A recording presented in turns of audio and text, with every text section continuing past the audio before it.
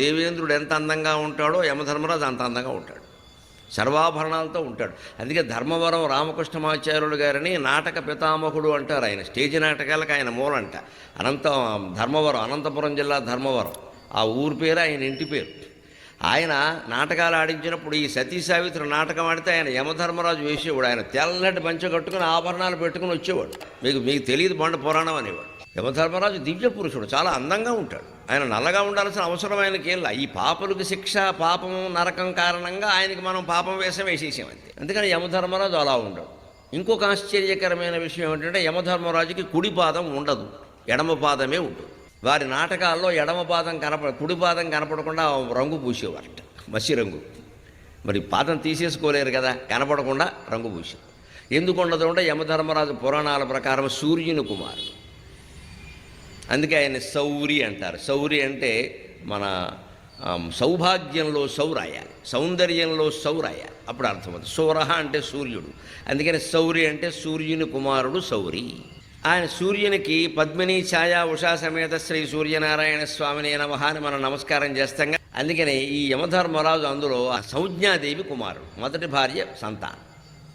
ఆ సంజ్ఞాదేవి సూర్యుని వేడిమికి తట్టుకోలేక నీతో కాపురం ఎవడు చేస్తాడయ్యా, ఎందుకంటే సూర్యుని దగ్గర వేడిమి ఎంతో ఇటీవల బయటపడింది పరిశోధనలో. నాసా వాళ్ళు సూర్యుడి దగ్గరికి కూడా పంపించారు ఓ ర్యాకెట్, ఓ ఉపగ్రహాన్ని. అది సూర్యుడి కక్షలో ప్రవేశించిందండి. మానవుడు ఎంత వైజ్ఞానికమైన విజయాన్ని సాధించాడో చూడండి, కానీ పక్కవాడితో పడ్డం లేదు మానవుడికి. అది ఆశ్చర్యమే, ఇది ఆశ్చర్యమే.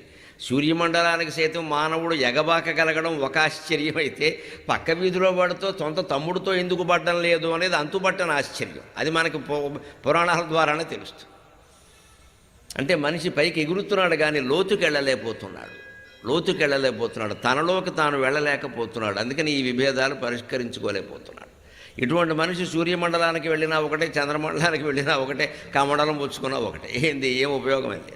అలాంటి వేడిమికి తట్టుకోలేక, ఆ వేడిమి ఎంత అంటే 5 లక్షల డిగ్రీలు, సూర్యుడి కక్షలో ఉండే వేడిమి 5 లక్షల డిగ్రీలు. ఇక్కడ వేసవకాలంలో రేపు మే నెలలో పొరపాటున 50 డిగ్రీలు వచ్చింది అంటే అనపత్తి సగం అంటుకుపోయేలా ఉంటుంది పరిస్థితి. కొలిమే, నిప్పులు కొలిమి 50 డిగ్రీలకి.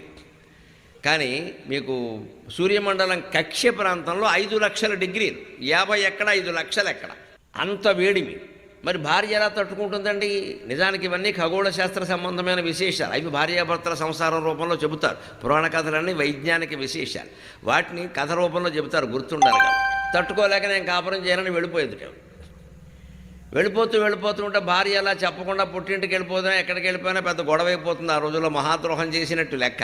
అందుకని సూర్యుడు కోపం వస్తుంది, వెళ్ళిపోయిందా ఆవిడ అంటాడు, చెప్పిస్తాడని చెప్పి ఆవిడ ఏం చేసిందంటే తినగా ఉండక తన సాటి రూపాన్ని, ఇంకో రూపాన్ని సృష్టించి అక్కడ పెట్టింది. ఆవిడ నీడగా ఒక రూపం పుట్టింది కాబట్టి నీడని సంస్కృతంలో ఛాయ అంటారు. కాబట్టి సూర్యుని యొక్క రెండవ భార్యని ఛాయ అన్నారు. ఆ ఛాయాపుత్రుడు శనీశ్వరుడు. ఛాయా మార్తాండ సంభూతం అని శనీశ్వర స్తోత్రంలో చదువుతారు. ఈ సంజ్ఞాపుత్రుడు యముడు. వీళ్ళిద్దరూ యముడు శనీశ్వరుడు ఎవరయ్యా అంటే సవత్తల్లి పిల్లలు. తండ్రి మాత్రం ఒకడే సూర్యుడు. కుంతీమాతృల సంతానం పాండవులు, తండ్రి ఒకరేగా పాండురాజు. అలాగన్నమాట. అలాగే ఈయన వెళ్ళినప్పుడు ఈ ఛాయాదేవి వచ్చింది కదా రంగంలోకి, తర్వాత శనీశ్వరుణ్ణి కంది కదా, ఆవిడ ఈ సవతి పిల్లల్ని ఎంతసేపు అవమానించేది. ఆ ఛాయాదేవి యముణ్ణి సరిగ్గా తేడాగా చూడడం వల్ల ఆయన చెల్లెలు యమున అనేది ఆయన చెల్లెలు స్వయంగా. వీళ్ళందరూ సంజ్ఞాపుత్రుడు, శని ఛాయాదేవి పుత్రుడు. ఆ శనిని బాగా చూసి సవతి పిల్లల్ని అవమానించడం వల్ల యముడు తట్టుకోలేక ఓ రోజు ఆ కాలుతో ఆ పెంతల్ని తన్నాడు. నన్ను దంతావరా, తల్లి అని గౌరవం లేకుండా నీ కాలు ఊడి పడిపోతుంది. అందుకని యముడికి పాదం పోయింది. అంచేత యమధర్మరాజు విగ్రహం చెక్కితే ఒక పాదం ఉండడానికి వీల్లేదు. ఇవన్నీ పౌరాణికమైన విషయాలు తెలియవు కాబట్టి ఏవో రకరకాలు చేసేస్తూ ఉంటారు. మొత్తం మీద సారాంశంగా నేను చెప్పదలుచుకున్నది ఏమిటి అంటే, యమధర్మరాజు మనం అనుకున్నట్టుగా నరకలోకాధిపతి కాదు, క్రూరుడు కాదు. ఆయన నల్లగా ఉండడు, భయంకరంగా ఉండడు.